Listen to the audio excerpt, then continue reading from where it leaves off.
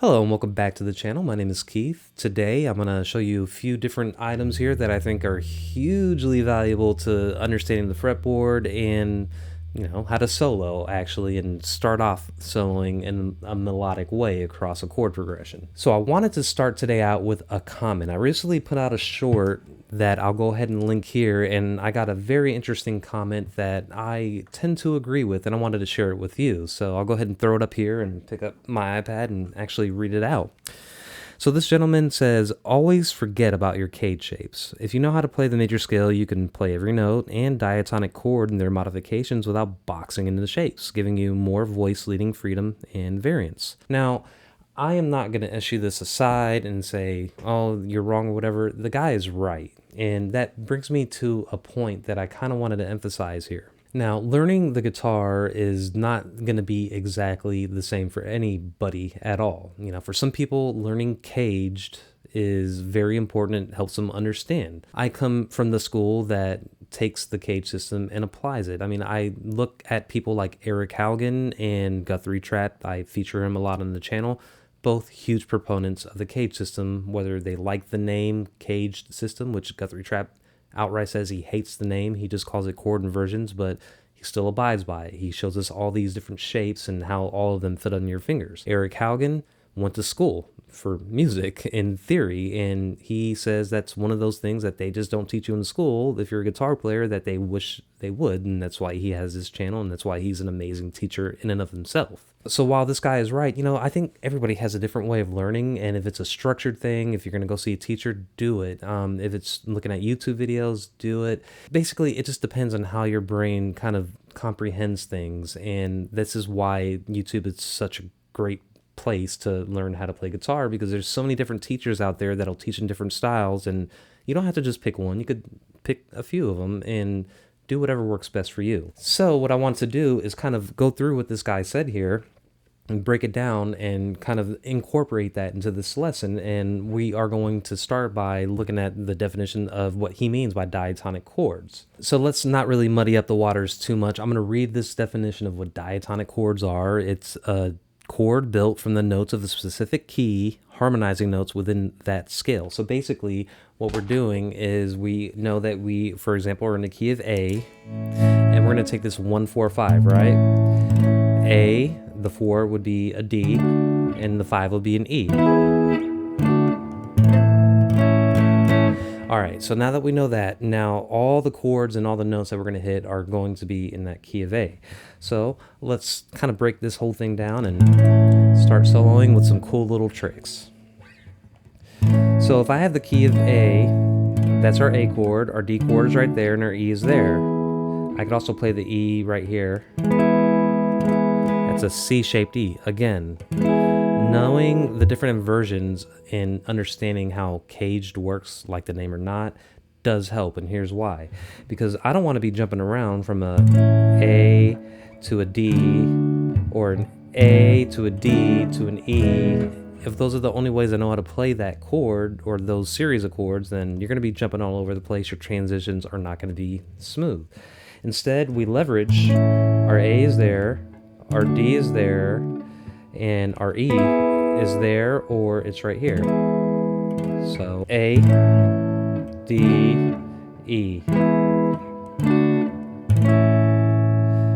Everything is compact right there and ready for us. We don't have to bounce around everywhere. Now, what I want to do in order to start soloing here and using chords and keys from that diatonic scale or diatonic chords is I'm going to take this A chord and I'm going to break all these down, all the chords, right, into triads. So we're going to look at the top 3 strings first. So if we take this A chord, that's an E-shaped A chord, and look at these top 3 strings, and we get this. That is the triad that we could find here in the top 3 strings. That's the 6th fret of the G string and the 5th fret of the B and the E strings. Now with the D, right, we narrow that down to the top 3 strings. That's the 7th fret of the G and the B strings, and the 5th fret of the E string.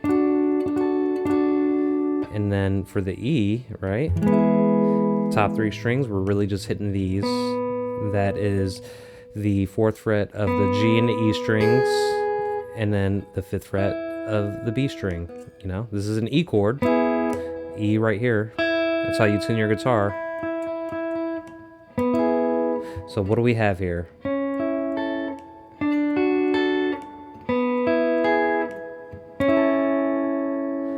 That's what it sounds like with just those triads.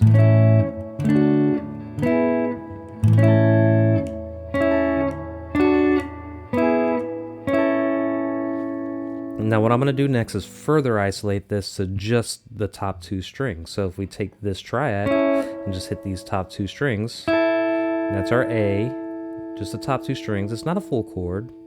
And then if we look at the D, those 2 there. And then if we look at the E, those 2 there, back to the A.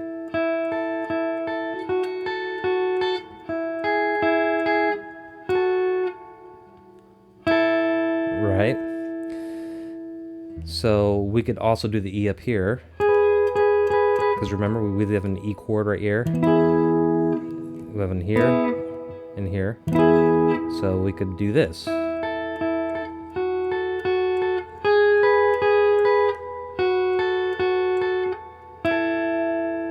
And then when you have all those notes, we know that we could do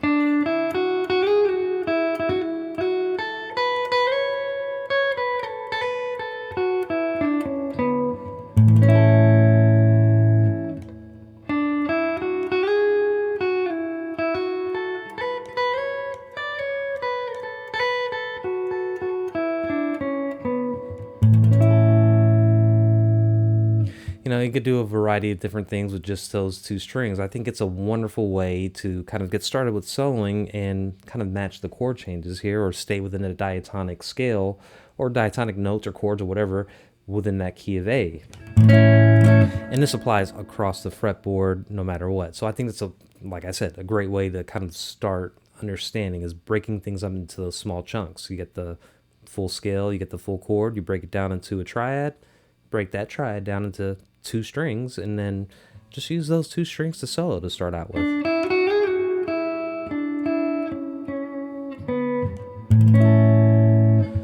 Which is going to bring me to my next section, and I have another really cool trick that I want to show you. Alright, so the next thing I wanted to show you was the major pentatonic 3-2-3 trick. What does that mean? Okay, so let's take a look here. We got the A right here. We're sticking with an A, and if we know the A major scale, that's it right there to 1 octave. Then if we know the pentatonic scale in that box, that's it right there. But you don't want to be stuck in a box. You want to do something else.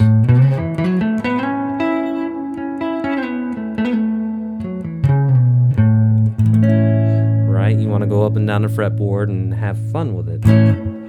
If you know the major pentatonic scale in diagonal form, perfect. But if you don't, here's a good tip on how to fix that. So what we're going to do now is use that 3-2-3 diagonal pentatonic scale trick. We're going to go 3 full intervals on the first string here that has your root note. And then the second string, we're going to go 2 full intervals. And then the next string, we're going to go 3. Let's go over that. So let's go 1, 2, 3. Then we go to the 1, 2, 1, 2, 3, 1, 2, 1, 2, 3, 1, 2.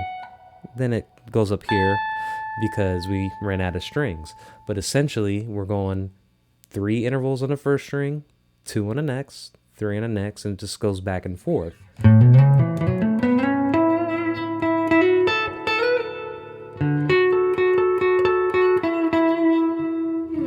So that is the trick that I wanted to show you there. It's kind of easy way to memorize a diagonal pentatonic scale, and it works for anything. So if we're in the key of E or D,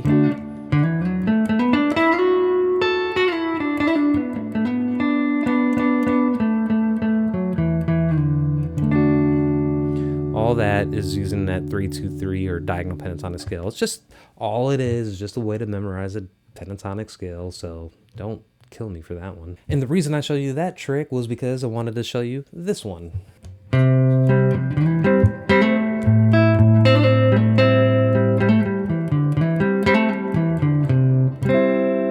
Alright, the reason I just showed you that there is because the G shape is my favorite shape to do double stops, right? So if we're doing something like this, right there, we are working with that A shape C, but whenever I have an A shape, I automatically think, what can I do with it? How can I make it sound a little more double stoppy or Hendrixy, right?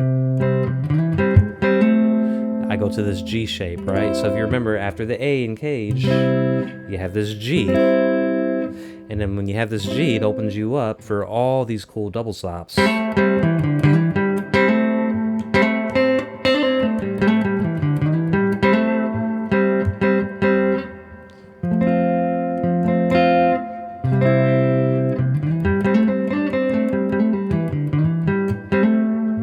And the reason that is because when you look at this G shape, the pentatonic scale for the G string, the major pentatonic scale, let me say that, looks just like the A minor pentatonic scale, right? So you start, instead of starting here for the A minor, you're starting right here on the root. So that's a C, right? So look at the C.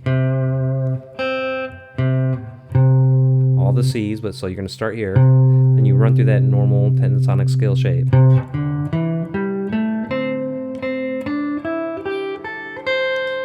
There's a C there. Now that we have that, it's so easy to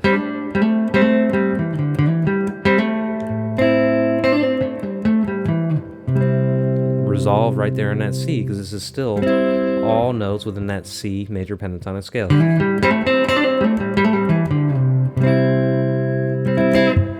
And that was the point of contention that the guy made in the video, because I was saying, oh, we use the A shape, and my favorite thing is to take that A shape and move to the G so I could do those pentatonic scales, but that's just the way my mind thinks. For him, it didn't necessarily, but that's okay. That's the whole point of this thing. Just find what works for you and roll with it. So it's the end of the video. I do appreciate it if you stuck around here, and if you did, then give me a like and subscribe. I do have a Patreon, which I do throw all of my tabs, charts, and diagrams for the videos whenever I do have them. And I also do have a Sweetwater affiliate, and I have links to all the gear that I'm using here in this video and my other videos. Clicking one of those links and actually making a purchase sends a very small commission my way, and it gets your eyes on gear and Sweetwater. So if you're already going to buy strings or anything cheap like that, clicking the link in the description before you make that purchase helps me out. It's a great way to support the channel. So with that said, I hope you have a wonderful day, and I hope this helped. Thanks. I just want to slice.